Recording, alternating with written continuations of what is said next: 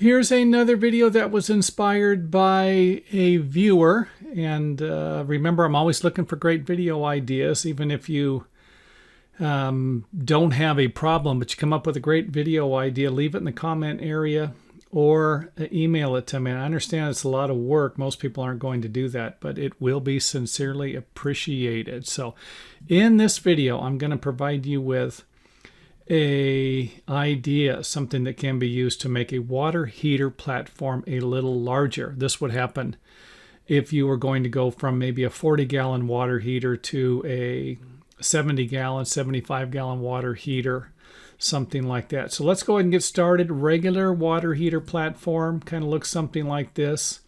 All you're going to be doing will be adding a wall to the perimeter, and you can always move the wall out a little farther or go with thicker lumber.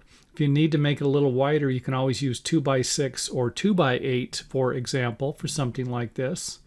The wall will be even with the top of the plywood sheathing, or if you have drywall, a lot of times you're going to have drywall over this, and the drywall is for the fire, the 1 hour, to provide us with a 1 hour fire rating.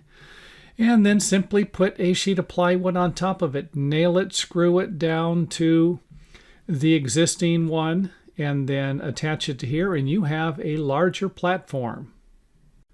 Now let's go ahead and take a look at the bottom of the water heater. A lot of time you're going to have concentrated loads. Now sometimes I have seen them, gas water heaters usually have some type of legs underneath them to raise it up, and I'd imagine that would have something to do with the heat coming off of this thing, or the way the heat is applied to the water heater. Because a lot of times I've seen electric water heaters, they just sit right on top of the platform, and so if that's the case, you're not going to have this problem. But sometimes these concentrated loads might require a stronger support.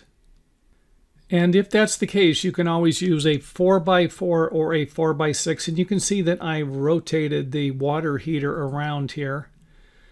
You could, if you could have something setting on top. Now, if you need to beef up the existing platform, you might actually just want to remove it and rebuild it to make it stronger, because sometimes it's going to be difficult to put some bracing underneath this. But you could always put 4x4s in the back, something, set them on top of a piece of treated lumber, and that should work accordingly. But sometimes these water heater platforms are simply nailed to the walls, and if that's the case, you're going to be adding, which is this actually the concern of the person who emailed me. They're going from, I believe, a 50 to a 75-gallon water heater, and they're concerned about the weight issue. And if that's the case and you have a wooden platform, you might need to rebuild the entire platform.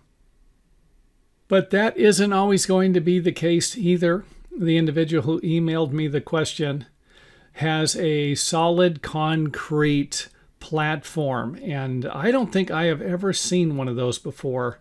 Could be a great idea. I've just never seen one. It's going to cost a little more money, but it will also create problems for you when you want to extend the water heater platform and make it a little larger. But I think you could simply follow the same rules by building the walls on the outside and putting a piece of plywood on top. And I think what you're going to end up doing with this would be building the walls, put the supports where you need them, and then use some type of an adhesive, some type of a construction adhesive.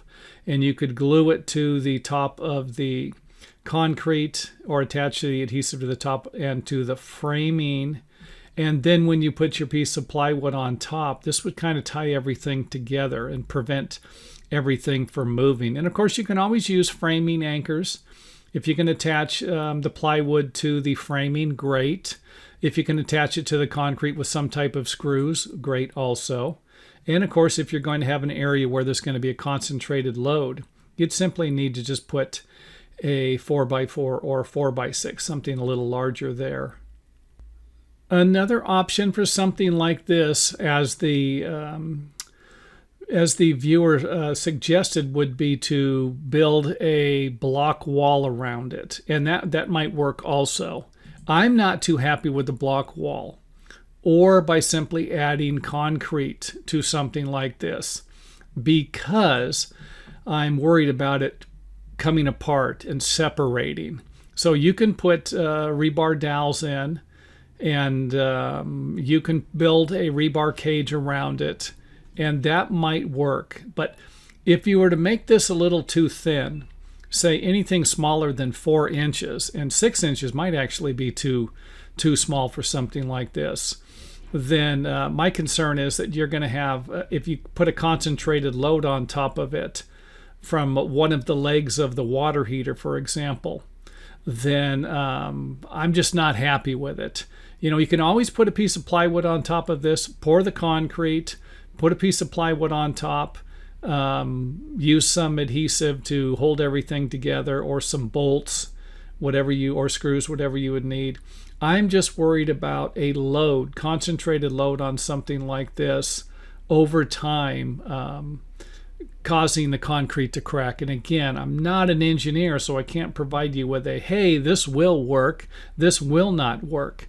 You know, the stuff that I'm providing in these videos most of the time are just going to be suggestions based off of my experience. But I actually think that the walls built out of the 2x4s or some type of framing members will work just fine, especially with the idea of, if you're going to have a concentrated load, you could use a 4x4 or 4x6 in that area. So if you had a leg over here, let's say, and a leg over here, or even over here, and then one over here, you could just simply put a 4x4 underneath it and you would be done. So I hope that makes sense. If it does, and the video was helpful to you, then make sure that you hit the thumbs up button, or leave a comment in the comment area letting us know what you thought about the video.